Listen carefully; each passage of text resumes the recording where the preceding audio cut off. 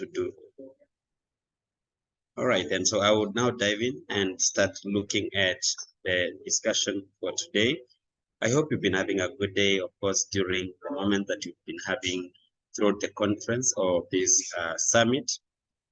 And I will not keep you, bored. I want to ensure that whatever we're going to do is something that, we all line or even identify with. So I'm starting to share my screen so that we can be able to begin together. My topic today is transforming education with technology and AI. And I'm looking at ways in which we can empower educators and by so doing, enhance learning outcomes for our learners. My name is Felix Malombe, and I'm from STEAMLab Africa. Now, basically what we do at STEAMLab Africa is that we work with educators, like she mentioned, and we're looking at ways in which technology can, find its way in classroom, trying to transform what happens in the classroom. And we're inspired by very many psychologists, educators, and former, people who have gone into the industry to transform what happens in the classroom. And today I'm just wanting to say that technology has been here. We just want to start by saying that, from the time when we used to write with ink and feathers to the time when we have used biro pens and, mark pens and chalk and blackboard, that has been technology. And now we're looking at technology in the computerized way, where we are talking about technology and AI, and we are saying it's changing the future of learning and assessment. Notice I've not said teaching. We just said the future of learning and assessment. And that is why we are having this discussion today. As we sit here today, we are encouraged to remember what is happening in our space. At the moment, I'm sitting in a steering committee that is looking at creating some sort of guidance for artificial intelligence in schools. While we in Africa sometimes not been able to get to where the world is, we can say we are making huge strides to get ourselves there. And so what we're looking at is a situation whereby teachers, who are the custodians of knowledge for the moment within our continent, we will need to think in a different way so that we can revolutionize our continent and our people as we prepare. Why I'm saying that is because we're staring at a point where by 2030, the African population will be, nearly doubling. And by 2040, it will actually double. So children between 0 years to 24, no, so not 0 to 24, but children between 0 and 24 years will be doubling. And that is data that has been drawn from UN research and economists, which says that the population of Africa is going to double by 2040. And the key examples is in Nigeria and in Tanzania. And so if Kenya will not be there, it will be coming very closely to make that happen in terms of the numbers. Secondly, that number, we are told by 2030, Africa will be requiring 14 to 17 million teachers by 2030. What we have in schools is what we are seeing. People like me who are not originally teachers, who have trained to become teachers so that they can actually increase or even, support the work that is being done by governments to get to maybe a certain number of teachers, but also the quality of the teachers. So the teachers we have in Africa are not enough. And you can check at the teacher task force that keeps talking about the numbers within our continent and sub-Saharan Africa in general. What that means is that we need to, know that we are going to require to train even more teachers. And once we train them, we are going to start asking, are we meeting the target of quality education? 2023 is the halftime year for Sustainable Development Goals. And SDG 4, quality education, requires us to think of ways in which we can improve the competencies for the teachers who are delivering to the learners who need to develop certain competencies. Notice I'm not saying skills, but I'm talking about competencies. There is a huge difference between skills and competencies. Skills being related to work, and competencies being, drawing from values. You remember the Ubuntu of Africa, we are because we are. I don't know how they say that very well. our community centeredness, how we do our things. So competency being our collaborative approaches, while believing in our inherent creativity, where ABSA, a bank in Africa, borrows and says, so there is something they call Africanacity, which is the creative mind in Africa, where if something does not work, we always think of another. And so the need for us to, look at technology and AI at this age and time is very critical. We are standing at a precipice where if we don't do something about it, we're going to lose much, much more as a continent, and we're going to be left behind as it has happened in other industrial revolutions. But we are here. That's why we are talking.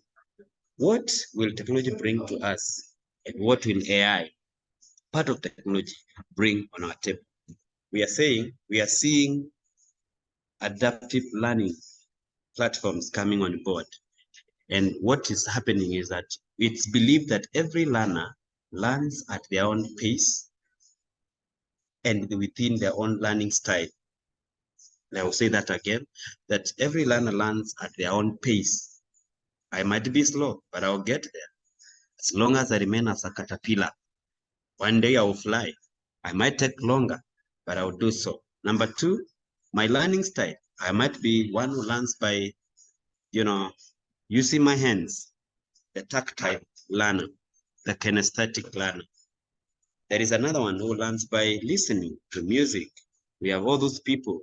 There is another one who learns by speaking and expressing themselves. And all that is about personalized learning. Technology has a big role in our 100-student class in Africa. Yes, you can say I have 54 students in my class today as a teacher or as an educator. The question is, can you personally give them a personal experience? You as a person get involved. It's a lot of work, but it's what that's what it is that we need to do. Technology is here to help you meet the 54 students in your classroom today. And it can enable you to come up with, to use the adaptive learning platform that are there, that are AI powered, that are being used to adapt the content that you are developing, but also the pace in which you deliver to individual student needs. Like I mentioned, pace of learner and the learning style. If it is content that is required to help someone understand algebra in a better way, then you need to share video. Or if it's a platform like Century Tech, it's a platform in the UK that is AI powered, or it's, others like, I'll pick this one for adaptive, adaptive practices for teaching. It's called Purple Mash. It teaches 5 subjects: mathematics, English, science, computing. And I think there is one more. I think it's art. So it is powered by AI, but when you give it to the students, they can go and try it on their own. And it's not homework. They can play as they do so. So it's gamified. And so it's a personalized experience. Technology is playing that part. If it is AI powered, the better. Some of us need to create those platforms in Africa. STEAMLab is thinking about that so that they can actually reap from the strength of AI. And so it is important for us to think about technology in that perspective.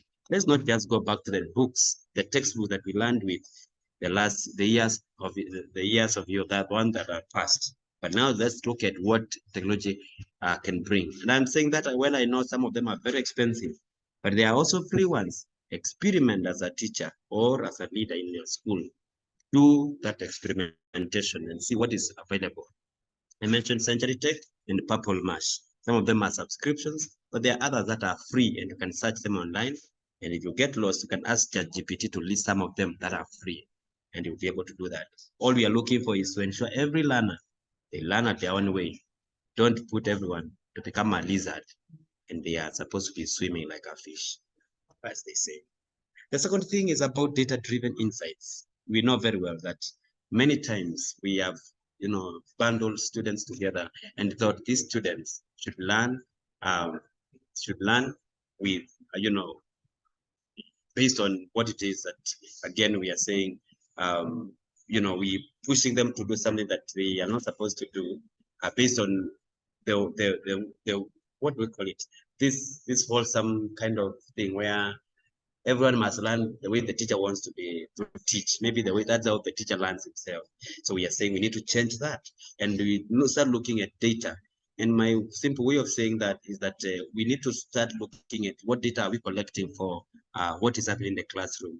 How do we collect that data? Do we just tick, tick, tick, and then say, go home, you are good, or wrong, wrong, wrong, and go home? We need to be able to think about how technology can help us to pick up some of those things. And those platforms I mentioned could be good examples. And notice, I'm not saying Kahoot, but if Kahoot works for you, then why not use it? But realize that Kahoot also scares some students. So look at technology and see how you can use what an assessment analytic, whether it is free or paid for, and see how it can give you data for diagnostic testing, for formative testing. I mean, like diagnostic is where you're starting to see who this child that is in my class. Formative is when you're looking at how far are they getting with the content, and finally summative at the end of the term, whether it is a CAT, continuous assessment test, or an exam or a project that you're given. Ensure you collect a lot of data, and technology is there to help you. Starting with Microsoft Excel and Google Sheets, you can borrow from that. And many teachers have so much to do, but I'm very sure if they want to go anywhere, you need to pick on a technology and AI where possible for data analytics. Then I'll move very quickly now. I'll move to the next one, and I'm calling it accessibility and inclusivity. We know from personalized learning, you can provide platforms to ensure that students get access to all what it is that they can do. And I'm saying assistive technologies here will be a platform that help learners to be supported, whether they have challenges physically, or it's the spectrum in terms of dyscalculia or dyslexia, or those abilities. You can use speech-to-text platforms or text-to-speech platforms where if a child cannot write notes, you give them a computer, they will speak to it and write notes. And where possible, use closed captions that are able to help the learners, to read with you when you're going too fast, like I am going at this stage. There is a platform from Microsoft called Immersive Reader. It is now AI powered, and it enables students to be read for in case there is something that they are missing. Or if the content is not clear, they can just listen. As they click, they will be able to do so. When it comes to reading and comprehension, Microsoft has also another platform called Reading Progress. You don't want to limit your child and tell them they cannot read. Give them a reading progress to track the progress and keep going. And there are many others that I cannot enumerate in this platform, but technology is there to provide that. We know about hybrid learning. We're now talking about wall-less classroom. If a child misses school, they can go to hospital, but if they want to listen to Mr. Felix, the favorite teacher for that lesson, they can still go ahead and listen to Mr. Felix while they're in hospital on that phone. And that is technology for you. I don't want to emphasize that because COVID was a teacher. In our country, we are talking about El Nino rains, and we are saying in case things don't go well and it is so rainy, and the children cannot, the roads are impassable, we're going to go back home and ensure that our internet helps us to meet our learners, and that is the power of technology. Okay, let me talk about writing reports. There are many parents who keep reading our reports as teachers and trying to find out what is happening. Now, with AI-powered platforms, you can reduce on the administrative tasks that are redundant, like report writing. It's possible that you can generate a report for learners who, for a topic like, let me pick now in Swahili, parts of a speech in Swahili. There are 8 of them, just like in English. And you can ask an AI platform to give you a report of how students participated, how they performed in class. And what you are going to do is going to identify which student, because AI does not make decisions for you. You are the decision maker. You can still decide how you're going to deliver that to the learners. In that way, you'll be able to get that clear to the learners. And many other automation activities that can be done by AI are there for teachers, whether it's talking about scheduling meetings, calendaring, grading. They will be able to help you reduce and open more time for you to teach. So even when you're looking at ideas for lesson planning, you don't want to keep focusing on creating a table. How do I create a table on a Microsoft Word? AI will create that for you and give you some guidance so that you can focus more time on spending with students and getting that feedback that I mentioned earlier. And I cannot overemphasize this because I already said that there are many platforms, including Microsoft and Google Forms, that will enable you to, give assessment and the tasks that are drawn from AI platforms like ChatGPT. And then you now go ahead and put them in a platform like that one. And you don't have to sit for exams. The students can be assessed on their progress per lesson, etc. And many others like Kahoots, like I mentioned, and many others that will be coming as we continue. This as an opportunity for us to look at how AI can help us in assessment. So when we talk about IGCSE, for example, and we talk about these national exams people are sitting for, we are saying we need to repurpose this. Instead of doing what we have been doing, AI will be able to answer the questions for the learner. So what you need to do is start thinking about project-based learning, and the AI is there to guide you. So it's not much of a hassle for you to struggle to get that. So automated assessment is there, but also changing the ways assessment is done by focusing on projects. So I'm a proponent of, let me write it on chat, that we should not be, we should not be I don't think, oh yeah, I think I can access the chat. How we can, um, we should be marking. So the cards, the continuous assessment tests in university are usually out of 30, and the exam, which is set at the end of the term, summative exam, is out of 70. I am flipping that, and I'm saying, can we do our continuous assessment tests as projects, and from those projects, can we now grade them over time to be at 70? And can the exam, which is done with a lot of pressure, be out of 30? However, it might be 100, but then we reduce the percentage to 30%. I'm telling you, if we do that, and AI is supporting me, we'll be able to we will see the learning programs for our learners, whether it is adult learners or children, and so forth. I'll now move on and say, that is what it's able to do. I talked about diagnostic testing. You can identify if a child comes to a school, you can use AI to guide you on that. Don't want to emphasize on that. But then there is AI enhanced training, the CPD. Now we don't call it CPD, we call it CPL, continuous professional learning. So you become a learner. As a teacher, you become a learner. As an educator, you become a learner. And whatever platform you get, it gives you opportunities to do it. And I'll be talking about that in a moment.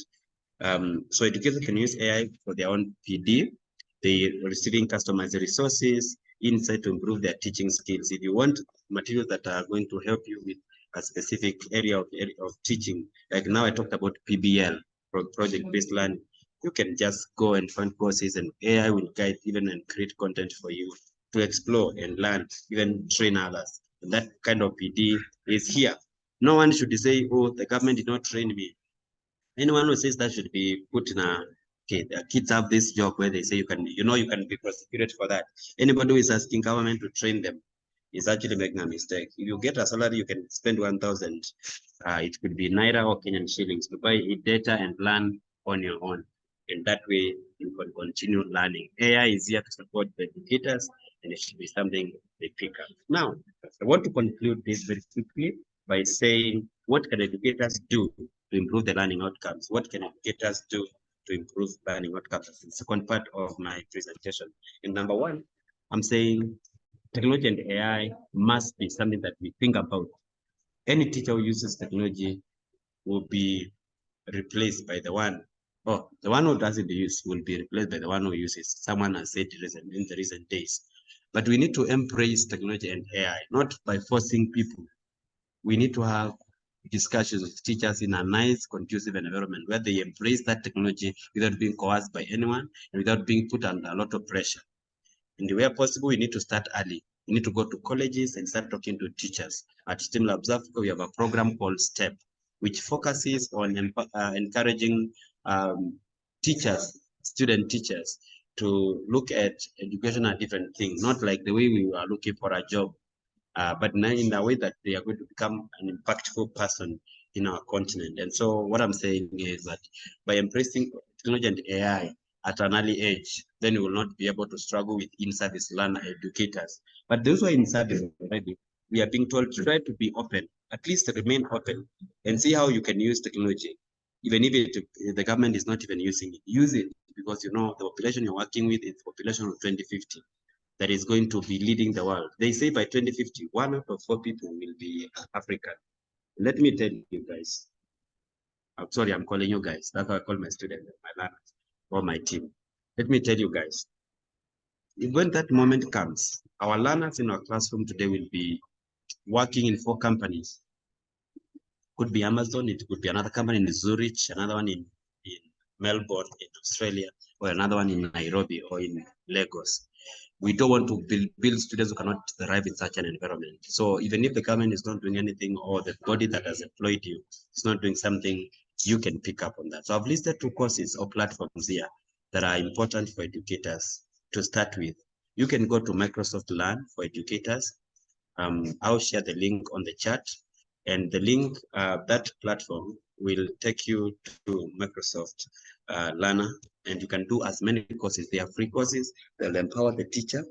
And for those who are scared about, or worried, or even they want to begin, you can start with AI 101 for educators. It has been put together by a collaboration of 4 organizations. One is Khan Academy with Mr. Khan, ISTE, International Society of Technology and Education in the US. STEAMLab Africa partners with code.org, and so we are partnering with them for computer science in Africa. And also they are part of this. Actually, it's on their platform. So if you click code.org, it will take you straight to that course. It's the first thing you see, AI 101 for educators. And any teacher who goes through that will be in a better place to use these things that I'm talking about without theorizing them. So these 2 courses platforms are very critical for our educators. That is one thing we must do. All of us who are here must visit those sites, and I'll place them on the chat. All right. Then the second thing teachers need to do, apart from embracing AI, is now utilize data analytics to identify struggling students, provide timely interventions, and adjust teaching methods accordingly. And I'm saying things like utilizing these data analytics to identify, and I can list as many, but also identifying struggling students early and providing timely interventions. These timely interventions is what I've listed down here. Number 3, adjusting our teaching methods based on what it is that you have learned from that data. I'm saying every learner, if they are struggling, they must be given an individualized education plan. Someone should Google that or ask ChatGPT or tell them what it is that you need to do. Family engagement. We need to encourage and engage parents as early as possible. If my daughter is struggling, I need the teacher to tell me so that I can see if there is a book I need to buy or an AI platform that I need to register. That can only be done if you are using data to monitor your children. Otherwise, if you're just marking and letting them go home, then you're messing up. Then finally, there is timely feedback. Ensure you give feedback to the learners and the parents and the teacher or the leadership in the school, that we can support that. The teachers must do this. These are must do for teachers. Embrace AI and technology. Number 2, embrace data-driven teaching. Number 3, I'm saying, how about technology integration? Now we have talked about, technology integration in terms of AI and using it, but also look at how you develop the children's digital literacy skills. And here is an example of summary model, SMAR. I say when you write a composition in class on a book, composition, what you are doing is substitution. You're writing it, but you can substitute that by telling the student write on Microsoft Word. You can augment it by writing on Microsoft Word Online or Google Doc. You can modify that and make it an article that they read and they write and send it to, that article is sent on a platform like a blog. And my Felix, and I'm going to pick someone's name, and Adejo can Adoyi. Oh, sorry, I moved to the next slide. Can also, can give an so they can read and give maybe comments and like, or they can redefine totally by using a YouTube video. So this SMR platform is giving students digital skills, and also it's helping the teacher with ICT integration. It's one of the ICT integration frameworks. There are many others like TPAC and PIC. There are many of them. So you can go and find out about technology integration frameworks on ChatGPT and Bard AI. We call them technology integration technology frameworks. Yeah, so that is it. And then apart from that, as you do the AISA integration, you will be supporting the learners develop digital skills, which are important, not even in our computing or computer science subject. Then the other one is about adopt universal design for learning, UDL. And here you are supporting every learner because some students understand when you represent information differently, and if the engagement is also done differently, and the action or the way they're allowed to express themselves is also done differently. That kind of um,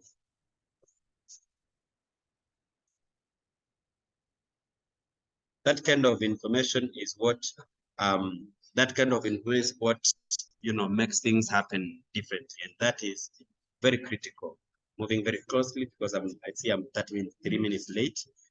Then I'm talking about creating and engaging moment. Get the students to be hands-on. Don't just teach from the book like I'm teaching. Give them videos, simulations, and gamified platforms like Minecraft. Let them record on their phones. Let them use Microsoft Flip, which used to be called Flipgrid. Let them use FET solutions for science, FET solutions, and let them use another platform for technology integration. So I'm calling it FET simulations as part of technology, and some of these things are AI now integrated in them.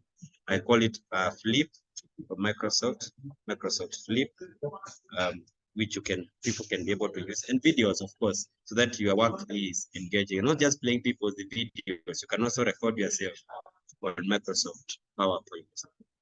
The most important thing with AI and all these other things is that we have to we have to ensure that our children are safe.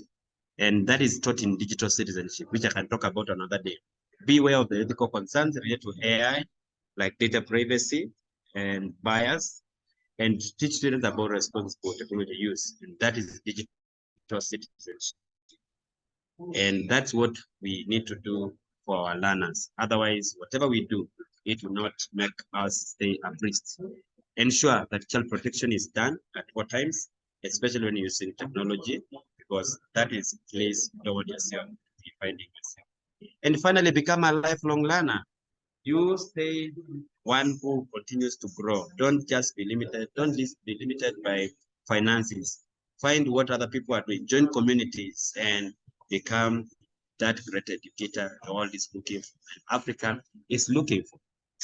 That has been me, Felix Malombe from STEAMLab Africa. Thank you very much. I'll go back to my sister now. Thank you very much, Mr. Felix. Thank you so much. That was very, very enlightening. And I was particularly very, very attentive when you talked about the SAMR model. And thank you so much. I'm going to do that. And I think all of us as educators here, especially since COVID, we've all been a part of the process of making our children digital citizens. We have no choice but to consciously and intentionally move them to become digital citizens in their teaching and learning. And I must say, a lot of students are really, really catching up, learning more about apps to use and how to use the digital space appropriately. Thank you so much, Mr. Felix. Thank you very much. So do we have any contributions, questions for Mr. Felix? Any questions? Please raise your hand and unmute yourself. So we can gain more.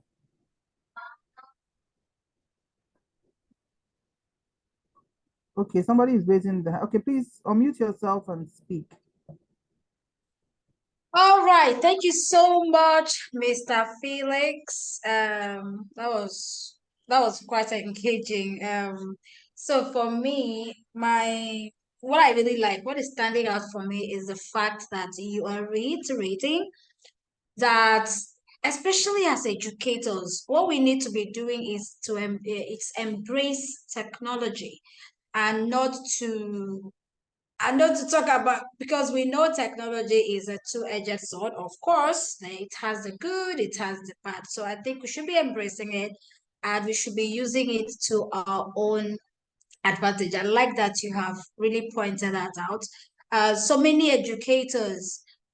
So the thing is, you mentioned some things. These children were teaching that are in our schools. They are the ones who would create the jobs that they would do. We don't even we don't even have an idea of what they're going to do. They are creating their own jobs. So, and for you not to be replaced by technology, the least you can do is to embrace it. It will be somehow if your children are talking about the latest technological advancement and you're looking at them like, what was that? So thank you just for reiterating this fact that we should be embracing technology. It's not going anywhere, if anything. More and more and more advancement is what we're going to be facing in the next. I listened to a video yesterday. Somebody said in the next 5 years, there won't be programmers or something because AI is doing all of that now, So it might sound scary, but that's really the reality we are facing now. So the attitude is to embrace it and learn whatever we can from it. So thank you so much. Thank you very much. Thank you very much, Mrs. Omar, for your contribution. Thank you so much. Any other questions, queries, contributions for Mr. Felix?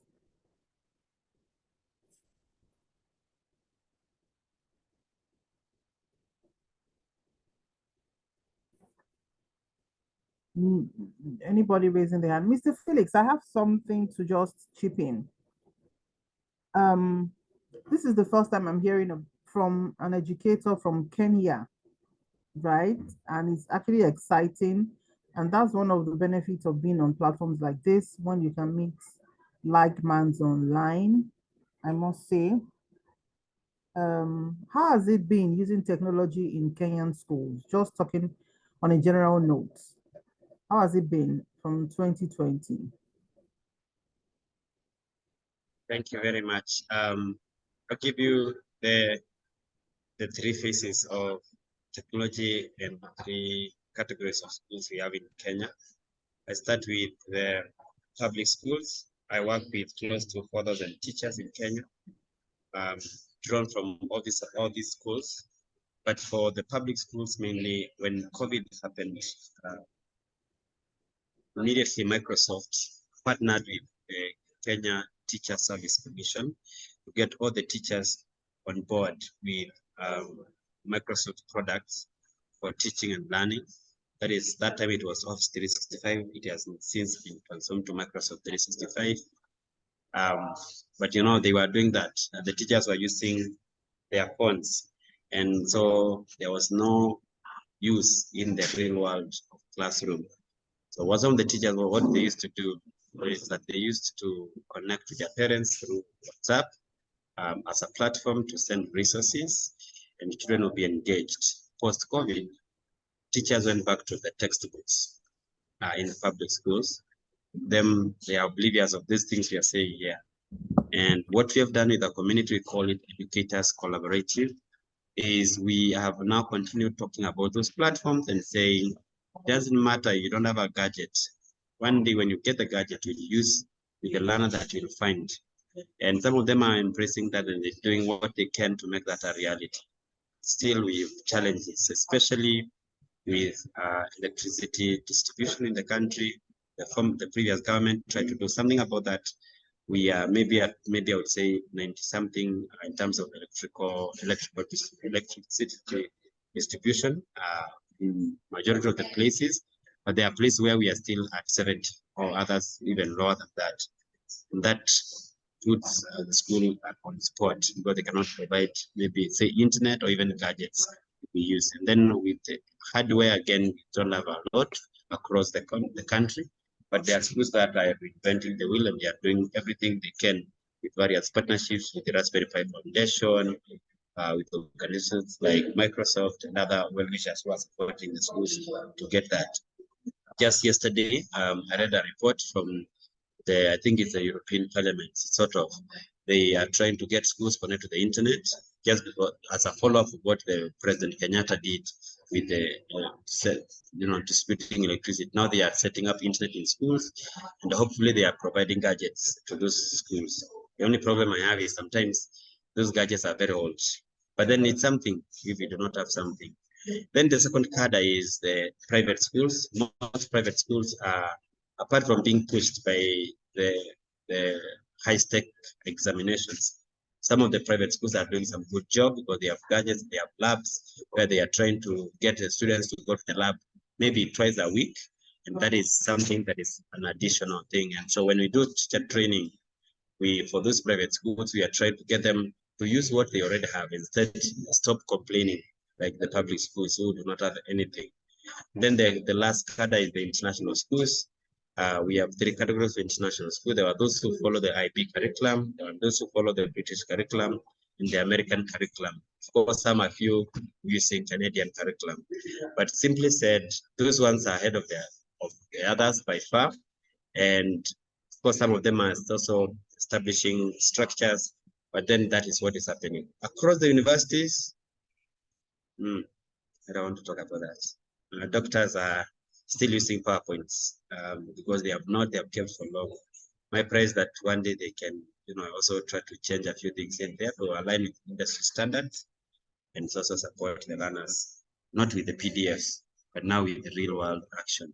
Of course, they are also doing a great job, and that's why we have this booming economy that is happening in our continent, in Kenya, Nigeria, Egypt, South Africa, and others around like Rwanda and others. And that's what I can say as a brief for the use of technology in our context.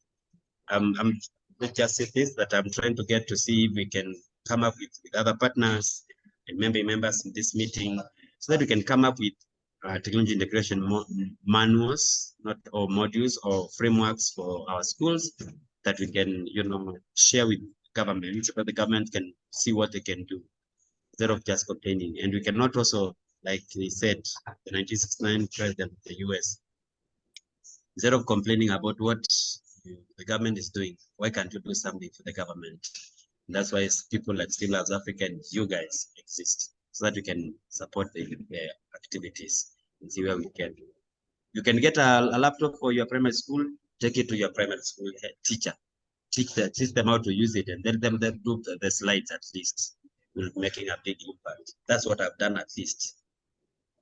Very well. Thank you so much, Mr. Felix, for the response. Thank you so much. Enlightening. I've hit something about Kenya now, our sister country. So now let me hand over to Prof.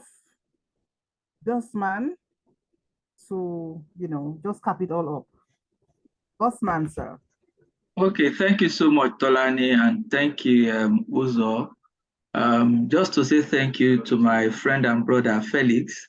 I hope one day I'll be able to meet the gentleman who radiates so much and talks so much about technology in such a way that you want to ask yourself if you have actually started at all. Felix has done a lot of work. I started following him sometimes earlier this year without even getting in touch with him. Try to go online, look at what STEAMLab Africa is doing, look at what he's been doing with AISA and all of that. And one day, I just told myself, Felix should speak at our conference. So I sent him a message and he said, no problem, let's do this. He shared his email with me. I sent him details and all of that. And he said, there was a message he sent, there is so much to be done, brother. Let's go ahead and all of that. So thank you for the encouragement. Thank you for the support. We do appreciate you. Apologies for the mix-up in timing and all of that, but it's fine. We get to learn and all of that and improve. Thank you so much, Felix.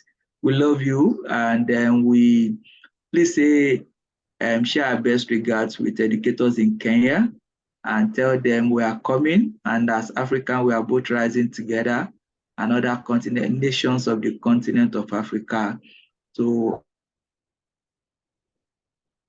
uphold the industry and do the best we can for the African child. Thank you for your time this afternoon, Felix. Appreciate it. Thank you very much. Thank you. All right. All right, Mr. Felix, thank you so much. Thank you, Professor Bossman, like I like to call him. Thank you so much, everyone, for your time here. So we have to close up this part of the conference right now for now till 5 p.m. Please rejoin at 5 p.m. Check the link in the chat room, then we'll see. Thank you very much. See you all later. Bye. Bye, everyone. It will be nice to unmute and just say something so we can go with your voice. Bye, everyone. Bye. Bye, everyone. Bye, Dr. Tony. Bye, Mrs. Okemen. What did you say? I'm off to Kenya now. Yeah, I'm already there. You are still planning. I'm already there. You're already in Kenya. What? I'm sitting Wow. right beside Felix. I'm there already. You're welcome when you. Honestly, Yes, it will be really nice to go, do something together. I'm passionate about technology as well, especially as it applies to using it in education. Yes. Yeah. Very It will interesting. be nice to understand what's going Let's on. plan it for next year, Karibuni sana, we say. Mr. Felix, you get ready for us then. Yes, I'm ready for you. Mr. Felix, what did you say in your language? Karibuni sana, karibuni sana. I'll See say how that sweet again. that sounds. Karibuni sana. Ooh. Yes, I will host you if possible. Hereby call you a Kenyan, so you can